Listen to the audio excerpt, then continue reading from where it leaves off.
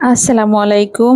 আমি সবসময় ট্রাই করি সাধারণ কোনো জিনিস অসাধারণভাবে রান্না করার জন্য। হয়তো এটা অনেকের কাছেই ভালো লাগে না, তবে আমার আর আমার ফ্যামিলির কাছে অনেক ভালো লাগে। তো আজ আমি সাধারণ ৪ টা ডিমকে অসাধারণভাবে রান্না করে দেখাবো। সবাই আমার সাথে থাকবেন। আর যদি ভিডিওটা ভালো লাগে অবশ্যই লাইক, কমেন্ট করে পাশে থাকবেন। প্রথমেই কড়াইতে আমি তেল দিয়ে দিয়েছি। এখন ১টা ডিম পোস্ট করে নিয়েছি, তারপরে ৩ টা ডিম পোস্ট করে নিচ্ছি। আর এভাবে চাইলে কিন্তু আপনারা ৩ টা ডিম একসঙ্গে ভেঙে দিয়ে তারপরে পোস্ট করে নিতে পারেন। তাহলে কিন্তু আপনার সময়ও বাঁচবে আর কাজও শর্টকাটে করা হবে। তো যাই হোক, পোস্ট করা ডিমগুলো আমি উঠিয়ে নিচ্ছি। ডিম সিদ্ধ আর ভাজি-ভুজি খেতে, খেতে কিন্তু আমরা অনেক সময় বিরক্ত হয়ে যাই। তো অনেক সময় মন চায় কিন্তু একটু তরকারি ঝোল করে ডিমের তরকারি রান্না করি। তো মাঝে, মাঝে সিদ্ধ করে রান্না করি, আবার মাঝে, মাঝে কিন্তু আমি এভাবেও রান্না করি। যাই হোক, ডিমগুলো তুলে নিয়েছি। এখন আমি পেঁয়াজ আর রসুন একটু বেরেস্তা করে নিব।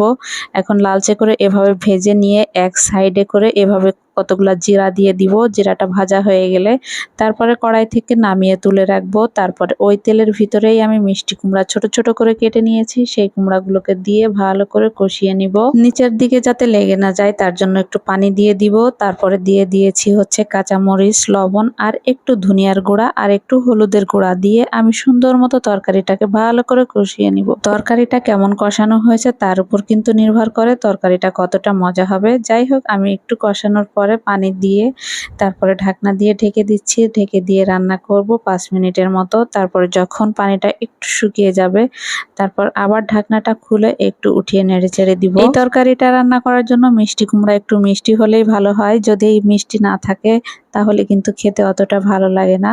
কারণ মিষ্টি কুমড়ার তরকারি মিষ্টি না হলে তো চলেই না।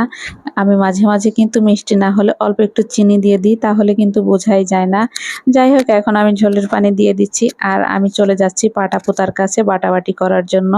আমি যে বেরেস্তাটা করে রেখেছিলাম এই ফাঁকে আমি বেরেস্তাটা বেটে নিব। আর ততক্ষণ পর্যন্ত আমার তরকারিটা সিদ্ধ হতে থাক। আমি কিন্তু বাটা মশলার তরকারি খেতে অনেক পছন্দ করি আর আমার মনে হয় সবাই এটা খেতে খুব পছন্দ করে।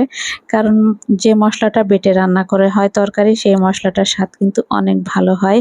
অন্যদিকে ঝোলের পানিটা এইভাবে বলক উঠতে শুরু করে দিয়েছে আর আমার মশলা বাটাটাও হয়ে গিয়েছে। এখন যে ডিমগুলো পোস্ট করে রেখেছিলাম সেই ডিমগুলো আমি কিন্তু এই তরকারির উপরে ছেড়ে দিব। এখন পর্যন্ত আমি কোনো মশলা ব্যবহার করিনি তরকারিতে।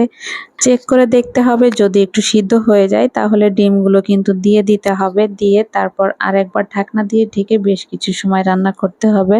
আর আমরা যেহেতু ৪ জন মানুষ, এই জন্য ৪ টা ডিমই রান্না করেছি। আর এই মিষ্টি কুমড়ার তরকারিটা কিন্তু আমার ছেলে মেয়ে দুইজনই খেতে খুবই পছন্দ করে।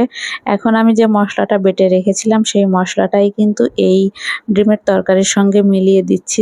মিষ্টি কুমড়াটা যেহেতু একটু মিষ্টি মিষ্টি লাগে, আমার ছেলে মেয়ে কিন্তু ওরা খেতে খুবই পছন্দ করে, কারণ এটা খেতে ওদের নাকি ভালোই লাগে। আমার কাছেও ভাল লাগে, আমার ফ্যামিলির সবার কাছেই ভাল লাগে। জানি না আপনাদের কাছে কেমন লাগবে। তবে আমি যে বাটা মশলাটা দিলাম এই মশলাটা দেওয়ার কারণে কিন্তু তরকারির স্বাদ ২ গুণ থেকে ৩ গুণ বেড়ে যাবে। এখন আমি একটু লবণ চেক করে দেখতেছি লবণ হয়েছে কিনা। এখন আরো একটু বলক উঠানো হয়ে গেলে তারপরে কিন্তু আমি তরকারিটাকে নামিয়ে নিব। ভিডিওটা এখানেই শেষ করছি। সবাইকে টাটা, আল্লাহ হাফেজ, বাই বাই।